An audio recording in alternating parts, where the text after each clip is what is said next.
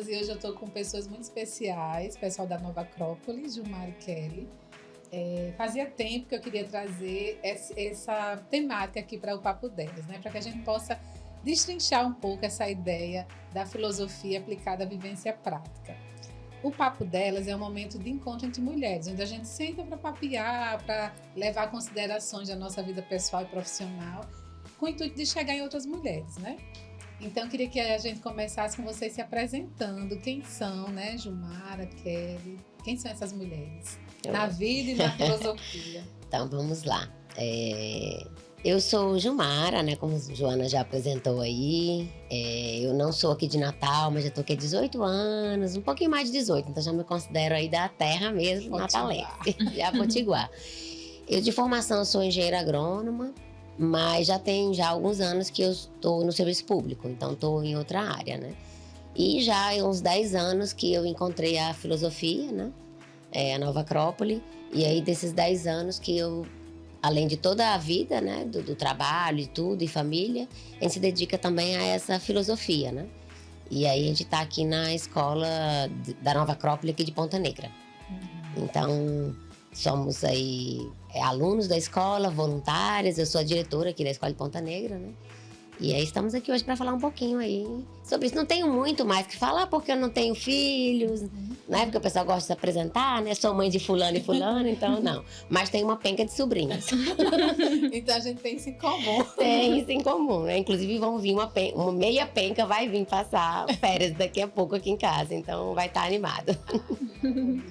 Obrigada, viu? Você? Bom, eu sou Kelly, de formação eu sou nutricionista, sou professora de nutrição, né, onde eu trabalho.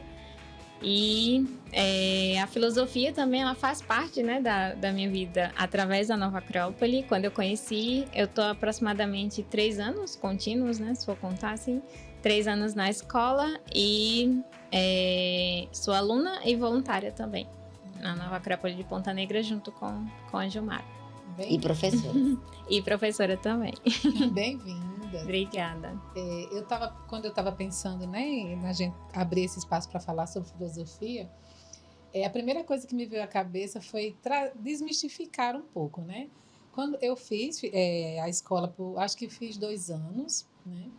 E eu lembro que quando eu cheguei, eu tinha uma ideia, assim, como é que é isso na prática? Porque a proposta é essa, né? A gente estuda e a gente fica um pouco, antes de conhecer a escola, eu ficava muito no plano das ideias.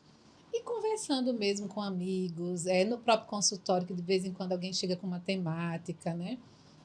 Parece que as pessoas vê a filosofia como algo distante. Algo que fica muito aqui, no plano das ideias mesmo, né? Como se filosofar fosse ficar aqui só pensando, só falando, né? E a escola ela tem uma proposta de trazer isso para a prática. Como é isso, assim? O que vocês podem falar sobre isso? É possível, né? O que vocês podem dizer para as pessoas que ficam achando que é algo muito distante, né? Em primeiro lugar, a gente compreende bem, né? Por que as pessoas pensam assim. Porque já há algum tempo que a filosofia, de maneira mais moderna, digamos assim, ela é vista mais, tanto a filosofia mais acadêmica, né? E também essa mais teórica mesmo. Mas se a gente for lá para trás, mais antigamente, a filosofia ela tinha esse intuito.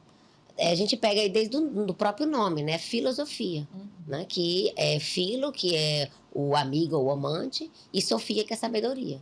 Então, o filósofo, né? A origem da palavra é filósofo, é aquele que ama e, portanto, busca sabedoria. Só que se eu for pensar, o que é sabedoria? Não é só um conhecimento. Porque eu posso ter um conhecimento, que seria compreender uma ideia, mas a sabedoria é saber colocar aquele conhecimento em prática. Sim. Então, a gente gosta de falar que é saber lidar com a vida. Então, uma pessoa que tem sabedoria sabe lidar com a vida. Com a vida como ela é, como ela se apresenta. Com tudo que ela tem. Com tudo que ela tem, né? E, então, por isso que na Nova Acrópole nós chamamos filosofia à maneira clássica, que é só para a gente diferenciar um pouco da filosofia mais teórica ou da filosofia acadêmica, que tem seu propósito, né? Mas o nosso propósito é fazer que nem aqueles antigos filósofos, né? Que a gente considera que tinham a sabedoria. É realmente entender uma ideia e transformar ideias em condutas. A partir de uma ideia, eu transformo ela numa conduta na minha vida. Então, esse é o nosso objetivo. Sim. E o interessante é que a gente vê a necessidade da filosofia, né, nisso, porque se a gente for pensar, filosofia é busca da sabedoria, ou seja, busca saber para poder lidar. Então, é quase uma necessidade a filosofia, né? E por isso que acho que a proposta da escola, ela é muito pertinente, né? Principalmente para os dias atuais, no sentido da gente não estar sabendo lidar com as coisas, com os problemas, com a gente mesmo, com as pessoas. Isso. Né? Então, é uma filosofia que ela é clássica porque ela é a filosofia. É a gente saber para poder viver, né? De uma forma melhor, digamos assim. Não é esse intelectualismo que a gente vê hoje, que é vários nomes, várias ideias, mas na hora da prática ele não existe muito. Então, serve de quanto, né? Isso, se a gente for pensar. Me chama a atenção assim, a ideia de você trazer trazer para o concreto, né? As questões, né? Por exemplo, eu lembro que quando eu fazia o curso, uma colega lá, Jeane, ela trouxe um exemplo no supermercado, assim, que fazendo a feira e vai colocar as compras no carro, e aí ela observava que tinha pessoas que jogavam o carrinho, assim, naquele estacionamento, né? E ela olhou, ela pegou o carrinho dela e foi lá, não, vou praticar filosofia. E colocou lá no lugar. Eu não esqueço disso nunca. Toda a vida que eu vou no mercado, eu vou colocar minha compra lá, eu faço isso, né? Uma coisa simples, mas que tem uma repercussão no entorno, né? Das pessoas, né? Da vivência coletiva, né? Isso é interessante porque muitas vezes a gente pensa assim que a parte mais intelectual é só quando a gente estuda muitos livros, lê muitas coisas, mas não é só isso. Às vezes a gente inconscientemente é intelectual. Sim. Que é assim, por exemplo, porque as pessoas são mal educadas, as pessoas deixam as coisas desorganizadas, e a gente não percebe que nós mesmos também fazemos isso. Então, às vezes a gente fala uma coisa, mas a gente faz outra. E muitas vezes sem perceber. Isso, né? Então, sem consciência. Então, é aquela coisa, faço o que eu falo, mas, né? mas não faz o que eu faço. Então, isso aí é que a gente chama atenção para isso também, né? E muitas vezes é inconsciente mesmo. E a gente não percebe, então, que a sabedoria é realmente, de fato, saber lidar. Então, a gente tem um conhecimento, a gente fala teoricamente, mas não consegue fazer. E não vê quando não está agindo. Eu gosto de brincar, às vezes, quando eu estou dando aula, eu vi isso em algum lugar, né? Eu acho que na internet, não sei, que falava que ter um conhecimento, por exemplo, é a gente saber que um tomate é uma fruta, né? Não sei se todo mundo sabe, mas assim, tomate é uma fruta, é um conhecimento. E a sabedoria é você não cortar o tomate e botar dentro da salada de fruta, né? A não ser que seja uma salada exótica, tailandesa, uma coisa assim, né? Mas, porque às vezes você sabe ali teoricamente, mas na hora de fazer, aí não tem sentido, né? Isso é muito importante, assim, porque a gente vive um momento hoje que tem muito, né, muita coisa, assim, difundem muito conhecimento.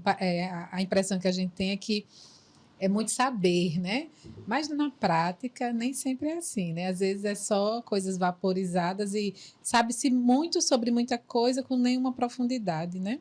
E o interessante disso que a Gilmara falou, que eu pensei, é que quando você passa a olhar para você, né? Tipo, fulano é desorganizado, mas se eu olho a desorganização em mim, eu vejo o quanto é difícil ser desorganizado. Nunca mais eu vou olhar para outro e digo, fulano é desorganizado. Porque eu começo a ver em mim, tentar trabalhar aquilo e colocar toda essa energia no que realmente importa, que é trabalhar a mim, quem sabe ajudar o outro dessa forma, né? Pois é, acho que essa é a sacada maior, assim, da filosofia, que é o seu desenvolvimento pessoal, né, o seu aprendizado para você, mas que também serve o outro, né?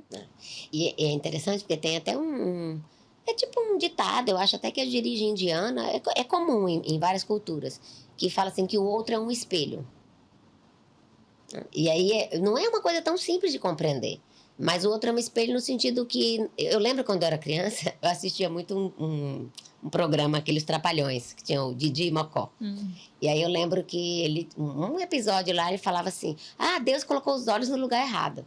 Porque a gente tá assim, a gente não consegue se ver direito. Então, a gente não se enxerga.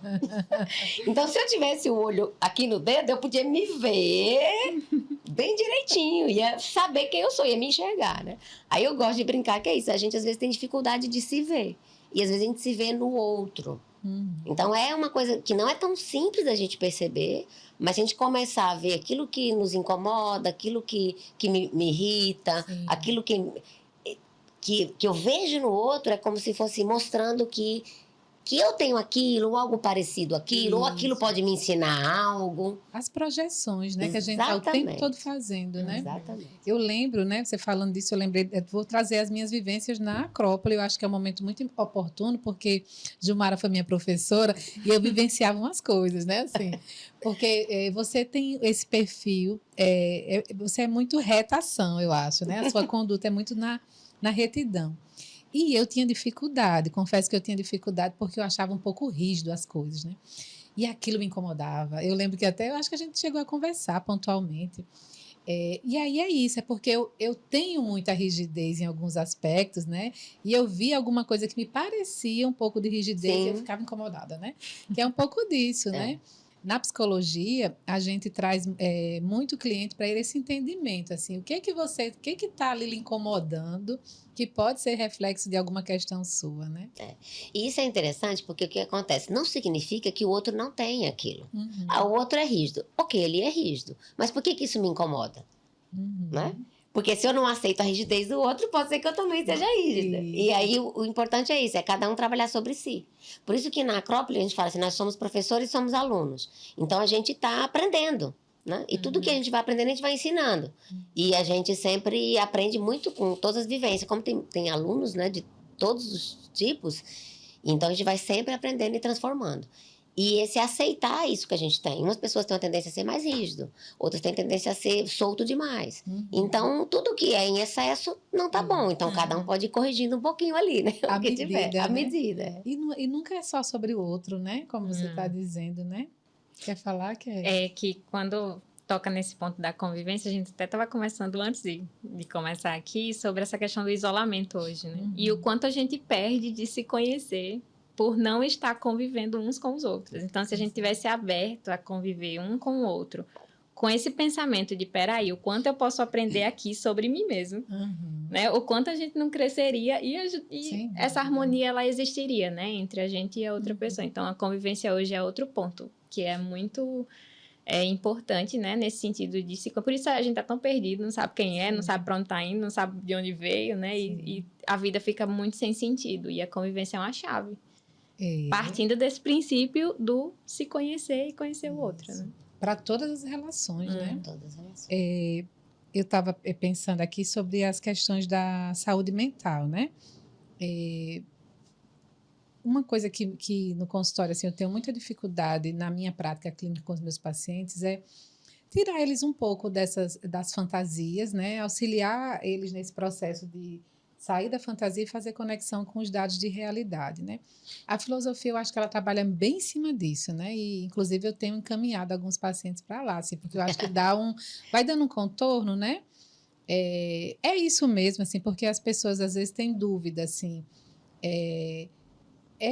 tem questões emocionais, há espaço para as questões emocionais dentro da Nova Acrópole, as pessoas que têm dificuldade de fazer essa conexão com a realidade, né?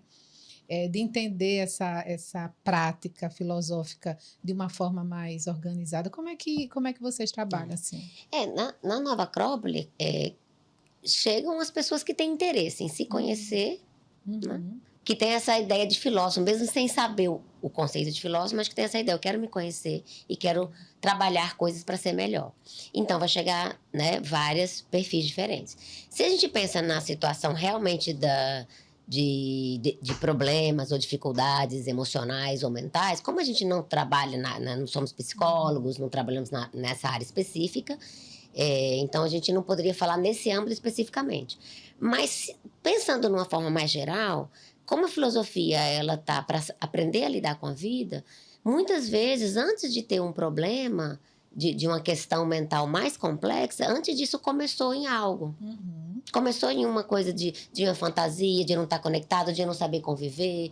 E aí eu acho que qualquer pessoa que queira se conhecer, se trabalhar, aprender a lidar melhor com a vida, ela sempre vai conseguir resultados. Porque a ideia da filosofia é permear todos os campos da vida, todos. Então eu teria que, se eu preciso me conhecer para ter um certo domínio de mim mesmo, saber quem eu sou e saber as coisas que eu tenho de positivas e as coisas que eu tenho de dificuldades, como lidar com elas, aceitar o que precisa aceitar, mudar o que pode ser mudado. Então, a gente vai estar sempre trabalhando tanto que as ideias como as emoções, porque as ideias é como se fosse assim, para eu ver. Então, se eu imagino o sol, né? O sol, ele tem luz. Então, a luz, quando eu tenho luz, eu vejo as coisas. Então, isso é a ideia. Só que eu ver uma ideia não é suficiente. Eu preciso me movimentar. Mas o sol, ele tem um calor. E o calor é o que dá um movimento. Então, eu preciso de uma luz, que é ter uma ideia, ter um conhecimento. Mas eu preciso de um motor para me movimentar em direção a essa ideia. E isso são as emoções. Então, se eu não trabalho as emoções, eu vou ficar só nas ideias. Então, eu preciso trabalhar em conjunto, né? Tanto as ideias como a motivação para que eu possa, então, procurar essas ideias e realizá-las, né? Perfeito. Que aí é um conceito que sempre me chamou muita atenção na Nova Acrópole, na filosofia, essa ideia de integração, né? De você integrar a mente, corpo, emoções, né? Assim, pensando o corpo enquanto movimento, ação, né? Que aí isso me agrada muito porque parece muito com o conceito da biossíntese, que é a minha abordagem, né? Uma pergunta assim que é bem básica que as pessoas falam muito assim. Filosofia tem relação com religiosidade, com espiritualidade? Pode começar. Então, quando a gente pensa na filosofia, a maneira clássica, né? Eles tinham esse conceito. Então, nesse conceito mais antigo, a gente tinha... Tem até uma ideia de Platão, que Platão é um filósofo assim, que muita gente conhece, que ele falava assim, que o filósofo é aquele que ama a sabedoria.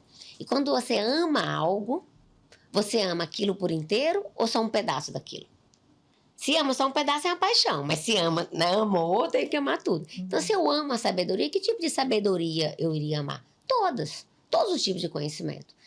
Só que, então, nessa filosofia mais antiga, tanto no Ocidente como no Oriente, não existia uma divisão entre filosofia, ciência, religião, arte. Todos eram ramos do saber.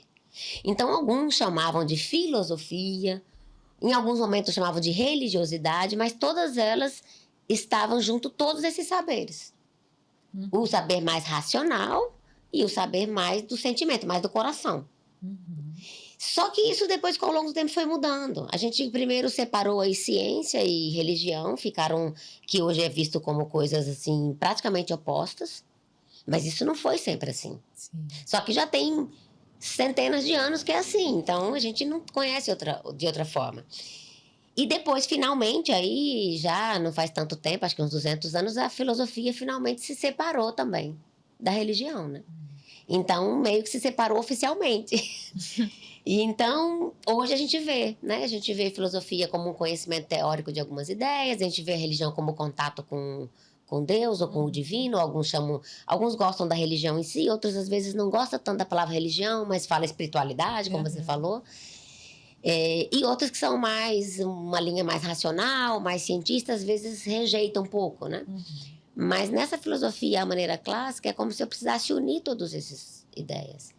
Porque eu preciso de todos esses conhecimentos. Tanto esse campo mais da razão, que é essa parte mais racional mesmo, envolvendo ciência, e essa parte mais do sentimento, da vivência, da união, do amor, da bondade. Se a gente pensa a palavra religião, significa religar. Religar, união. Né? Então, eu preciso de muita sabedoria para me unir. Com o quê? Aí eu posso chamar de Deus, eu posso chamar de espiritualidade, posso chamar de o todo, o mundo, o universo, né?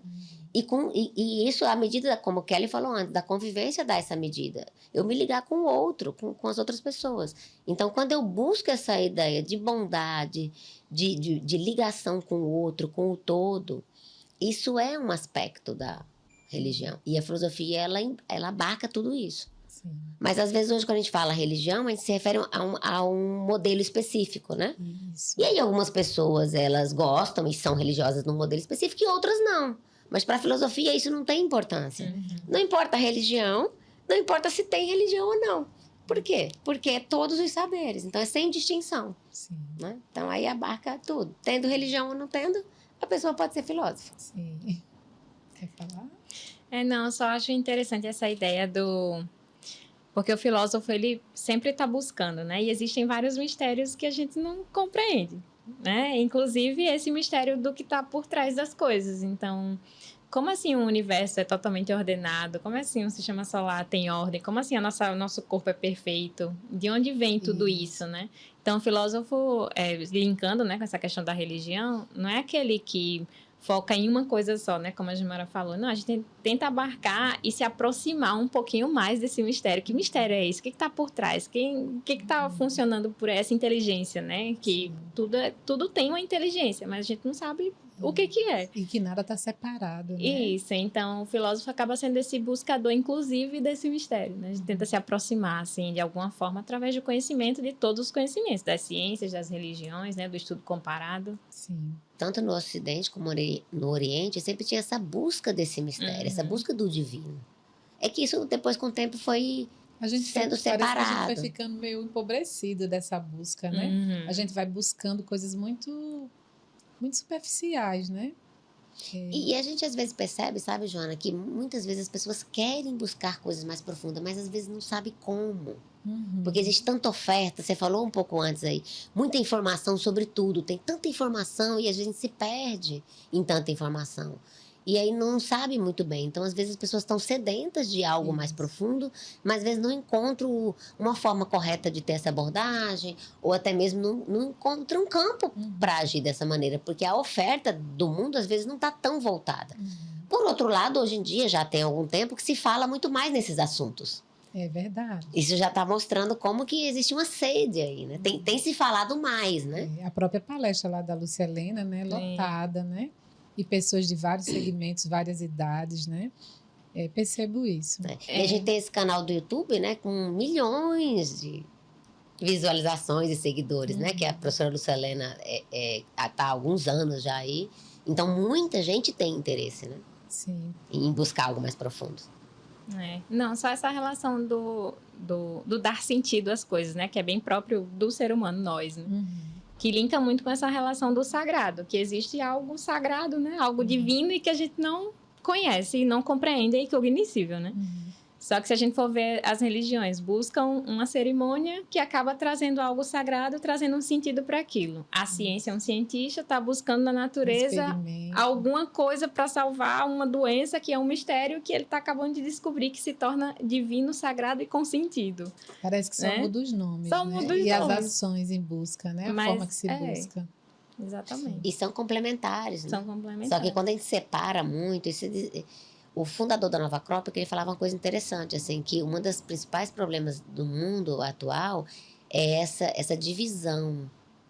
Como se as coisas estivessem separadas. Então, eu não consigo perceber a união entre todas as coisas. Perfeito. E aí gera muito conflito. Isso internamente. Tem conflito interno, porque eu penso uma coisa, mas aí eu não consigo fazer aquilo que eu penso, aí eu fico me cobrando. Então, essa divisão, ela acontece em todas as maneiras. Tanto de dividir externamente o mundo e tudo, como internamente. Internamente. Exatamente. No campo da medicina, por exemplo, eu estou numa busca aí com minha mãe, que está no processo de saúde e doença, e eu estava pensando hoje, eu digo, caramba, minha mãe está repartida. Né? Assim, é um vascular, é um endócrino, é um cardiologista, é um neuro. Ninguém conversa, né? Os médicos não conversam para poder entender esse ser, esse sujeito, esse corpo, esses sintomas como um todo, né? Que é isso, assim, um pouco disso. Está na gente, nas nossas emoções, nas nossas condutas, está no externo, nas ações, né? Nas ciências, muito separado, muito né? Separado. E acaba sendo um processo, né? É porque a gente, às vezes, não analisa num prazo muito longo. Mas é como se fosse assim, eu começo a avançar num ramo do conhecimento, sempre que eu começo a avançar em algum conhecimento, a tendência é se especializar. E existe uma necessidade dessa especialização. Sim. Só que aí tem um efeito colateral, porque quando eu me especializo, eu tento separar muito. Exato. E a gente tende a perder um pouco a mão nisso. Então tem que começar a perceber e aí e começar a integrar novamente. Isso. Né? Para ter esse equilíbrio. Isso. Meninas, eu queria que a gente falasse um pouquinho sobre a filosofia e relacionada ao aspecto da mulher na vida, né? Eu trabalho com muitas mulheres no consultório e eu percebo que a gente vive um cansaço, nós mulheres, a mulher contemporânea, né? A gente está sempre, pelo menos, eu vivo cansada, né? Porque é trabalho, é casa, assim como se tivesse uma vozinha da cobrança, né? Ó, você não está fazendo 100%, né? Isso, e olha que eu tenho um trabalho pessoal, né? Assim, cuido. e consigo administrar um pouco isso para não ficar, né, nessas angústias. Mas eu percebo muito no consultório as mulheres exauridas, cobrando, né? A filosofia pode se configurar como um recurso para essas mulheres, peraí, né? Assim, aprender um pouco mais a lidar com tantas demandas e até com a impotência diante de algumas, né? A vulnerabilidade diante de algumas demandas e exigências. O que vocês podem dizer enquanto mulheres, né? Na vivência de vocês. Bom, a filosofia é a busca das causas, né? E aí, quando a gente começa a perceber isso em nós, tipo, nossa, tô cansada, por que eu tô tão cansada, né? E aí a gente começa a buscar um pouquinho dessa causa. Por que eu tô fazendo tantas coisas? Qual a necessidade de estar gastando tanta energia em tantas coisas assim? E a gente começa a identificar em nós alguns pontos de gatilho, né, que fazem com que, por exemplo, eu quero ser amada a qualquer preço, né, porque isso é muito próprio das mulheres, né, quando tem um filho, aí não, porque tem que se doar completamente, esqueço de mim, esqueço de tudo, né. E aí tem essa questão do ser amada a qualquer preço, que a gente precisa identificar muito, nós enquanto mulheres, né, que a gente tende a doar-se muito, até para ser vista, até para ser reconhecida, né, um pouco dessa vaidade, que é até difícil para nós ver, né, isso, quando a gente começa a ver, nossa, não, como assim, eu sou vaidade, né, aí você começa a trabalhar um pouco. Fica confuso, né, tipo assim, Fica não, eu sou boa, é porque eu sou boa. Exatamente, então eu acho que o primeiro ponto é a gente olhar um pouquinho para dentro, sabe, da gente com honestidade, tipo, não, peraí, por que eu tô fazendo isso? Qual a causa real disso? Opa, sou vaidosa, vamos lá, né, já sei que eu sou, então agora, quais os passos? Aí a gente pode aprender a descansar, né, que aí hoje em dia, realmente a gente tá numa vida muito frenética, né, fazendo muitas coisas e querendo dar conta de tudo, sendo que a gente não dá conta de tudo, aí cai na fantasia, né, eu fantasio algo que eu não sou e tô ali só na bola de neve. E aquilo acaba depois gerando toda uma angústia, né? Um problema emocional mesmo. Isso, adoecimento. Adoecimento. E que acaba somatizando, né? Começam as doenças e a gente não sabe por quê que a gente tá doente, porque tá indo pro médico, né? E aí vem de uma causa um pouco mais profunda. Então, o primeiro passo seria esse, de identificar a causa com honestidade e elencar pontos de forma muito objetiva, né? Porque hoje a gente tá muito subjetivo, né? Eu sou vaidosa, agora eu vou ser menos vaidosa. Só isso, né? E não, a gente precisa colocar no papel mesmo. Peraí, como é que eu posso descansar? Né? Não, peraí, eu gosto de escutar uma música, então eu vou parar 1 minuto para escutar aquela música. Eu gosto de ir no mar, colocar o pé na água, então eu vou tirar 20 minutos para ir ali, colocar o pé na água, voltei para fazer uma atividade. Então, a gente precisa começar a elencar, ser honesta com a gente mesmo, né? No sentido de ver o tempo que eu tenho, eu consigo fazer isso, consigo, não consigo, e assumir isso, né? Aceitar, não consigo fazer, não dou conta. Isso, não precisa dar conta de tudo também. E aí, essa organização, né? Esse exercício, né? Diário que a gente tem que fazer com a gente mesmo. Sim. Isso é interessante porque tem toda essa parte histórica, né? Como as mulheres estavam aí mais reprimidas e tal, então agora eu saí para o mundo e eu posso fazer todas as coisas. E como sempre, como a gente falou antes, às vezes a gente perde um pouquinho a mão. Então, como eu posso fazer tudo, eu quero provar que posso fazer tudo. Inconscientemente, às vezes, né? Então, quando a gente fala de vaidade, não só vaidade no sentido físico, né? Mas de provar que eu posso fazer isso, eu posso fazer aquilo. E poder, tudo bem, a gente pode, mas é necessário eu provar tudo. Eu preciso provar para quem? Para quê, né? Então, às vezes, precisa desse olhar sincero. Porque, às vezes, a gente não precisa fazer tantas coisas para provar tantas coisas. E também tem uma coisa que é muito própria das mulheres, existe uma autocobrança muito grande. Isso é uma coisa que precisa ser também desmistificada, aceitar um pouco mais algumas coisas que eu não consigo fazer, ou quando comete algum tipo de erro, que é comum. Então, isso a gente entende, porque os homens, nesse dia, eles são mais tranquilos. Eles têm, talvez até tranquilo demais, às vezes. Mas, enfim, no sentido de não se preocupar tanto, né? E a mulher, eu acho que talvez pelo fato de ser mãe, de ser aquela que cuida, que protege, né? Tem mais isso até mesmo no instinto mesmo, instintivo. Só que aí tende a passar um pouquinho a mão, aí tende a se cobrar muito. E essa cobrança muito interna gera muito esses conflitos. E, às vezes, a gente poderia refletir um pouco sobre isso, porque se a gente analisar, como você falou antes, nós somos corpo, não somos só o corpo. E aí tem uma chave na filosofia que nos diz o seguinte, que o corpo em si, ele até descansa com certa facilidade. Você dorme, descansa. A questão é que quando tem muito desgaste emocional, isso é um gatilho muito grande para o cansaço. Só que se eu não percebo isso, então esses conflitos internos, essa cobrança interna, o querer fazer tudo a qualquer preço, o querer dar conta de tudo, gera um desgaste, um conflito interno. Então isso acumula o cansaço. Então por isso que às vezes eu não consigo descansar. Então eu teria que focar um pouco nesse aspecto. Que não é só o físico, não é só, então eu vou dormir, então eu vou no spa, né? Mas é assim, tudo bem, acho que dormir no spa também acho legal, tudo isso é bacana. Mas eu também pensar assim, quais são essas causas de cansaços psicológicos, são desgastes. Porque quando tem muito desgaste psicológico, aí você como psicóloga, né, talvez até entenda melhor disso, gera esse, como se eu tivesse menos energia. Então se eu tenho menos energia, eu vou estar sempre mais cansado. Menos energia e uma outra polaridade que é esse efeito alerta o tempo todo, que também gera muito cansaço, né? Eu achei tão legal isso que você falou, que vocês falaram de você identificar com honestidade, você construir metas, né? Pequenas metas diárias, né? Porque às vezes eu dou essa orientação no consultório, parece que as pessoas acham que é besteira.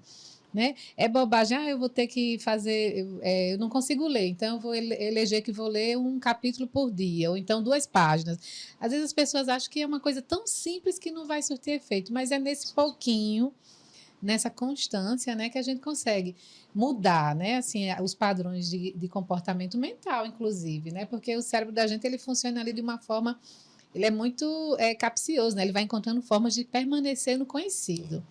E se a gente não fizer o movimento contrário, não muda, né? A mudança não acontece. E vai doer no primeiro momento e vai incomodar, mas é assim que a mudança acontece, né? Esse ponto que você falou de pequenas metas, que foi quando Kelly começou a falar aqui, eu considero um dos mais importantes, como você mencionou mesmo. Porque às vezes a gente quer fazer uma mudança e fazer algo grandioso. E depois a gente não dá conta e se frustra. Isso. Então, quando eu faço pequenas metas, elas são muito importantes. Porque se é fácil, se é tão pequena, vamos fazer. Porque se eu realmente conseguir 1 semana, 2, 3, 1 mês, 2, depois eu aumento a meta, se for o caso. Né? Só que às vezes a gente tende a colocar metas grandes demais, depois não dá conta, se frustra. E vira o ciclo da sabotagem, da angústia, da frustração. Perde a confiança em si mesmo, não quer mais fazer, chuta o balde. E a gente vê isso muito claro, questões de dietas, questões de exercício físico, né? Vou fazer uma dieta, aí umas dietas bem aí depois não dá conta, né? Kelly que é nutricionista. Exercício físico, não, vou começar a fazer, então vou acordar 5 da manhã e todo dia eu vou... Só que aí a pessoa não dá conta. Então é melhor fazer umas metas menores e cumprir. Sim. E de uma página por dia, dá um livro bem bom no final do ano. Pois é. Eu tô nessa. Minha gente, como é que vocês acham que a filosofia pode ajudar nas questões de impulsividade, né?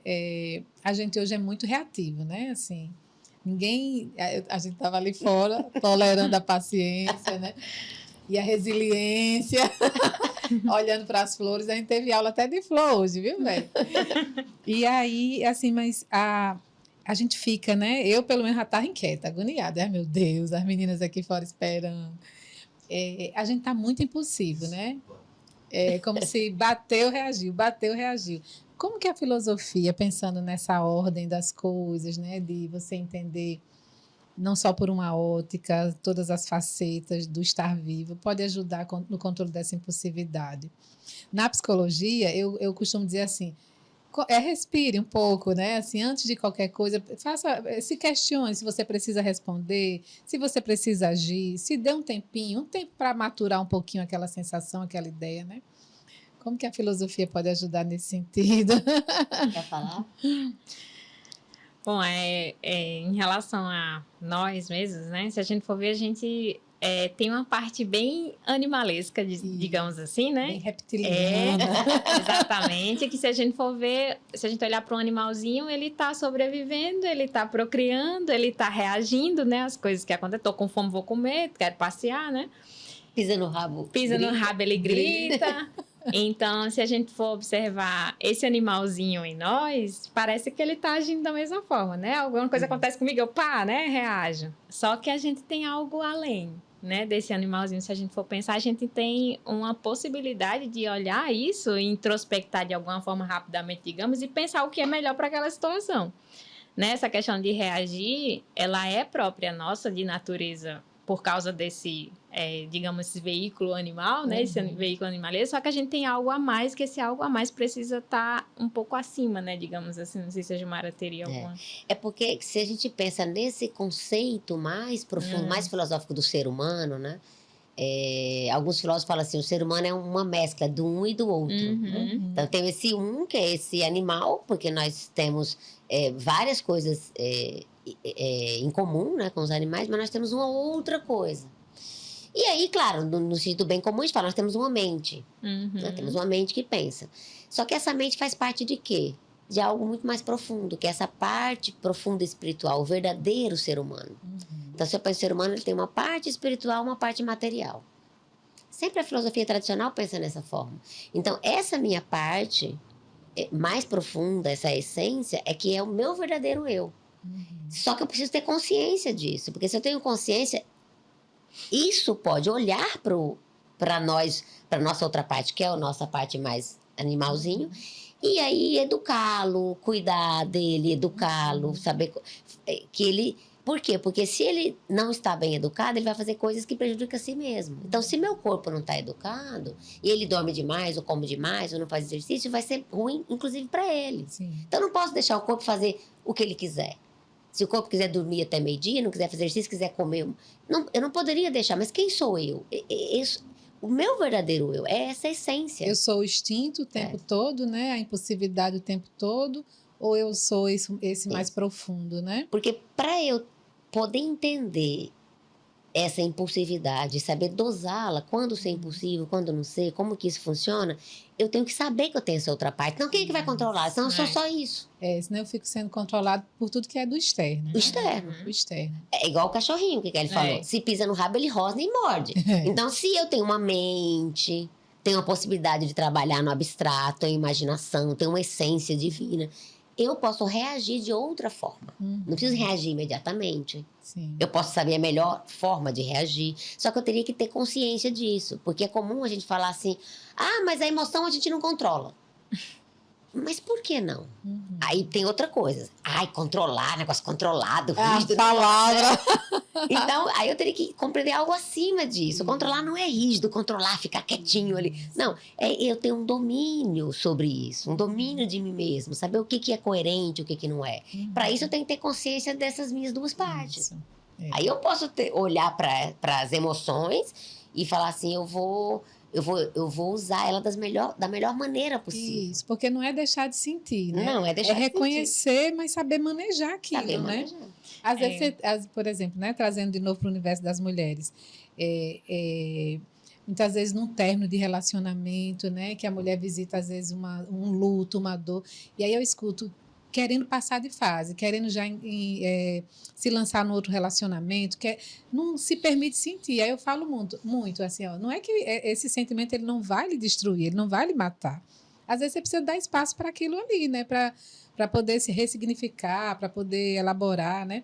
Mas não significa que você vai ser conduzido pelo sentimento ad eterno, né? Né? E aí, às vezes, as pessoas, quando escutam dominar, controlar, fazem essa relação. Lá atrás eu fazia. É isso mesmo, é como se fosse assim. Não, como eu tenho que dominar, eu tenho que ser forte, não posso chorar, não posso sofrer, tenho que mostrar que eu estou bem. Mas não é nenhuma coisa nem outra. Nós somos muito contraditórios, às vezes. Eu tenho um equilíbrio ali. Eu vou ser forte, eu vou saber lidar da melhor maneira possível, mas vai ter um sofrimento, vai ter uma tristeza, vai ter um momento, vai ter um luto. E depois eu vou me recuperar.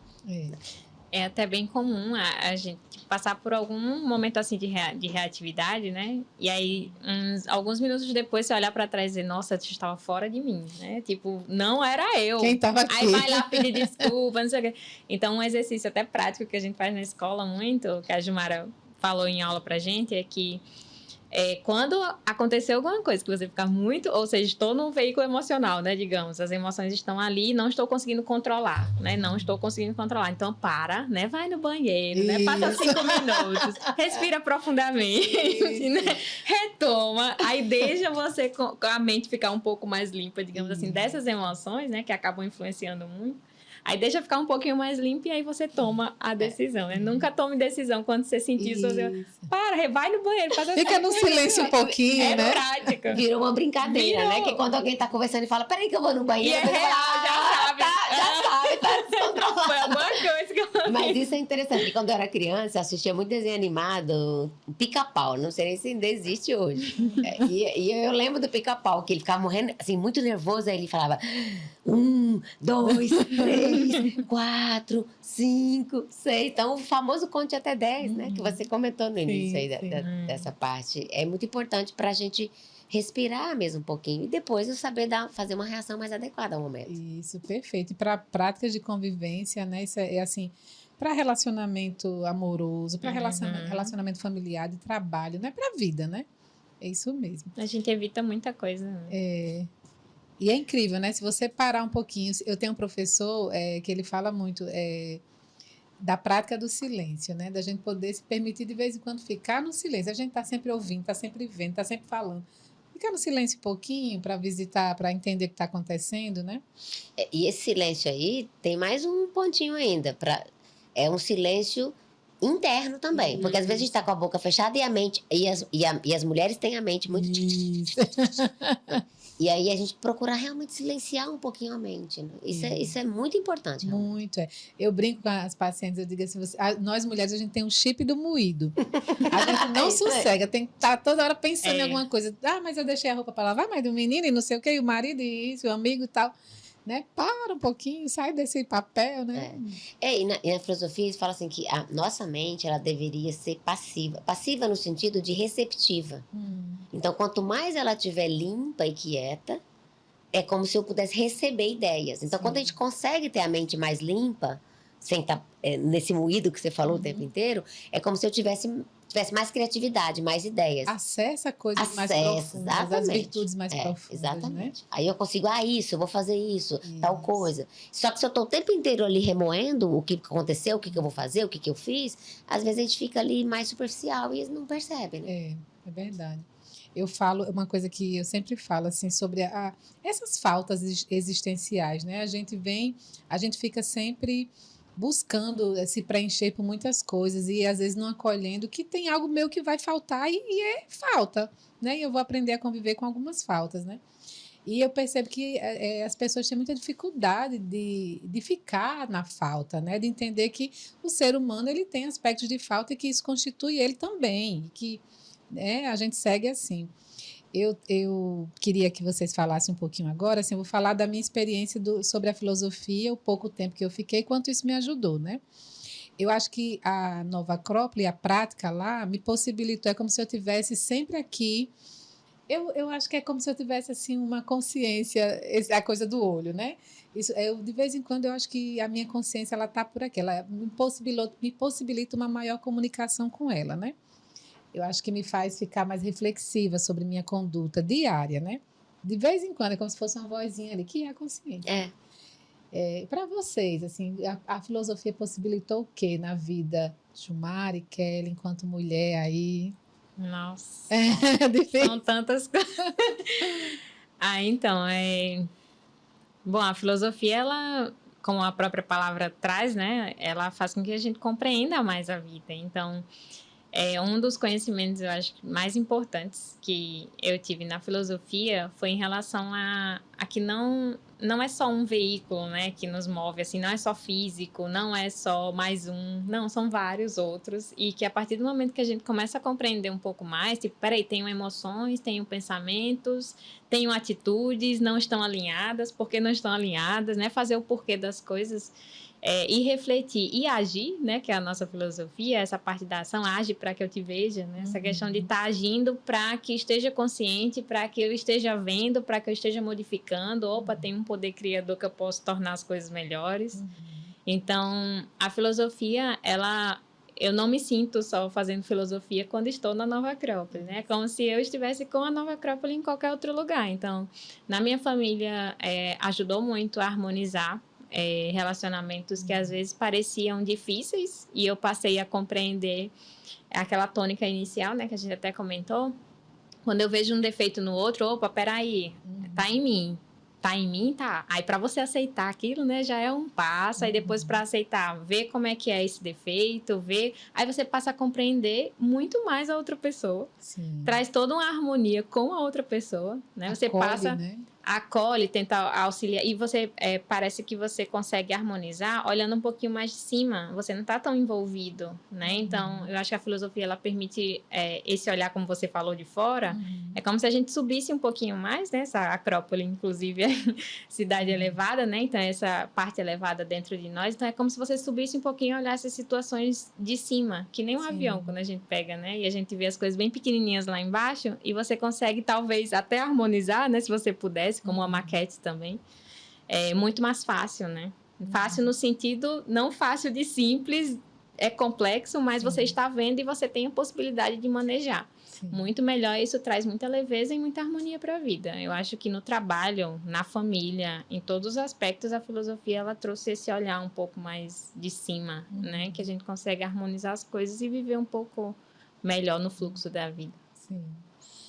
Eu realmente acho que como você comentou no início, né, a filosofia como uma ferramenta para a gente, né? Eu acho que ela pode ser, sim, uma ferramenta para nos ajudar a lidar com todos esses aspectos da vida, porque ela pode permear todos os aspectos. Eu, quando conheci a filosofia, na verdade, eu achei, assim, que era uma coisa mais intelectual, como você comentou no início. Então, quando eu conheci, de fato, fui numa aula experimental, aí eu falei, nossa, mas eles falaram que é prático, eu acho que eu vou gostar mais ainda. E, de fato, eu gostei mais ainda, né? Gostei muito mais pelo fato de ser algo para eu aplicar na vida. E, para mim, hoje é como se fosse assim, eu tenho um sentido muito mais profundo do que é a vida. Uma visão do que é a vida muito mais profunda. Então, como se desse um sentido para a minha vida. Então, todas as minhas coisas estão permeadas pela filosofia. Porque eu consigo lidar com todas as coisas melhor, a família, o trabalho, os desafios da vida, mas não só isso, mas também como um sentido mesmo de compreensão da vida, das coisas, do que acontece, do entorno, né? E saber que eu posso, me conhecendo, saber lidar melhor com as minhas coisas internas para poder atuar melhor externamente e posso ajudar muitas outras pessoas. Então, isso que me levou a ser voluntária na Nova Acrópole, né? Assim, eu poder ver como isso é importante, como isso pode realmente mudar, ajudar, desenvolver, trazer respostas que muitas pessoas estão procurando. Então, para mim, eu vejo assim, é realmente um sentido de vida mais profundo. E que talvez outras pessoas também, como eu estava procurando, também queiram. Então, a gente tem essa possibilidade de ajudar outros. E sempre que a gente ajuda outros, também a gente se sente melhor. Isso. A gente se sente realizado. A gente é ajudado, né? A gente é ajudado. Então, dando que se recebe, né? Diz a oração de São Francisco. Mas eu vejo, assim, realmente como realmente um sentido, um norte de vida, onde eu posso me realizar como ser humano e ajudar outras pessoas. Sim. Meninas, querem fazer mais alguma consideração? Querem dar algum recadinho aí sobre a filosofia na prática para as mulheres? Algo que do coração para outras mulheres? É engraçado que no início, né, como você falou muito essa questão emocional, e ela é muito presente, né, na nossa vida, em vários aspectos, né? As emoções parece que, como dizem, não controlam, nos dominam. Deixar um recado em relação, na verdade, não é nem um recado, é um convite, né? Porque eu acho que para mim a filosofia, ela mudou tantos aspectos nesse sentido, que eu também me sentia bem desconcertada emocionalmente, né? E aí, quando a gente passa a compreender um pouco mais essas emoções, trazer como se fosse o físico, né? A gente fala, não, o físico faça isso e o físico faz. Mas as emoções, não, estou sentindo uma angústia, não sei nem o que é, e aquilo acaba me dominando completamente. Então, a gente ter essa possibilidade, através da filosofia, de conhecer essas emoções, trazer elas mais para perto, né? Acolher e modificar essas emoções, eu acho isso muito grandioso. Né? Eu acho que eu estava procurando isso, né? Antes, inclusive, da Nova Acrópole. A gente procura mais essa vida mais, né? Mais estável, essa vida emocionalmente, né? Falando, mas essa vida mais estável, que a gente possa realmente compreender que emoção é essa, o que eu posso fazer com isso, de onde vem e eu coloco você aqui. Né? A gente não olha de forma tão concreta e objetiva as emoções, mas elas podem ser assim, trabalhando, né? Com treino e exercício. Então, acho que o último recado que eu deixo aqui nesse papo é um convite à filosofia, né, que para mim fez uma grande diferença, e convidar para conhecer a nossa escola, né, a Nova Acrópole de Ponta Negra, ou qualquer outra Nova Acrópole. A gente está presente em mais de 60 países ao redor do mundo, aqui em Natal em 5 unidades, Então, deixo o convite para assistir uma palestra, para ver com a gente um pouquinho, né? Sentir esse gostinho da filosofia. É isso, e como a gente falou em alguns momentos, né? As mulheres têm essas angústias hoje, né? Devido muito a essa cobrança. Então, a gente aprender... E as mulheres têm essa tendência a ser mais frágil no emocional. É uma tendência. Mas essa tendência, essa susceptibilidade, ela pode ser transformada numa verdadeira sensibilidade. De sentir as coisas, sentir as pessoas e saber trabalhar melhor com isso. Então, eu posso transformar, né? Então, acho que para as mulheres isso é muito importante.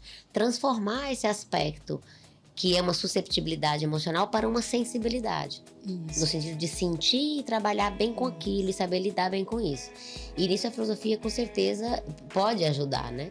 E aí, às vezes, a gente fala muito em empoderamento das mulheres hoje, aí lá na Acrópole não tem problema de empoderamento, porque tem muitas mulheres, as mulheres têm muito poder. Pois é, isso que você falou, né? Que eu acho que é um retorno à origem ancestral da mulher, né? Porque, na verdade, hoje as mulheres ficam muito vulneráveis às emoções, né? E ficam nessa... Como foi a palavra que você falou? Susceptibilidade. De ser regida de forma, às vezes, até, né, desordenada e adoecida das emoções. Mas se a gente for para a origem ancestral das mulheres, a sensibilidade era a potência, né? A potência, era exatamente. potência. As mulheres estavam ali à frente das tribos, as mulheres davam o norte de muitas coisas, né? Isso mesmo. Então é isso, eu agradeço demais, viu, meninas? Assim, esse deleite, esse banquete. Estamos aguardando você lá também. Eu vou. Brinde com água. Oba! Obrigada. Muito obrigada. Obrigada.